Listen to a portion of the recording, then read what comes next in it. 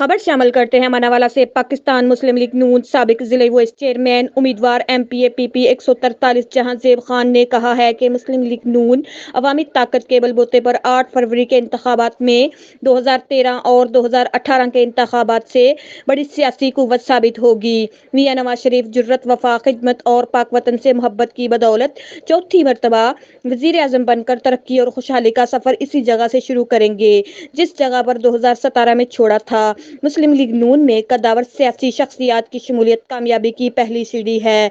नून league इक़्तिदार में आकर मुल्क को मसाइल और बहरानों की दलदल से निकाल कर खुशहाली की शाहराहों पर गामजन करेगी।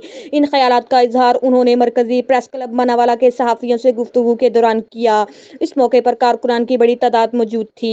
जहांजेब खान ने कहा कि माजी की तरह आज भी कायद मुस्लिम लीग नून मियां नवाज शरीफ का बयानिया वोट को इज्जत दो पूरी कौम की आवाज बन चुका है। उन्होंने कहा कि मुस्लिम लीग नून हमेशा रियासत की खुद मुख्तारी को यकीनी बनाना चाहिए।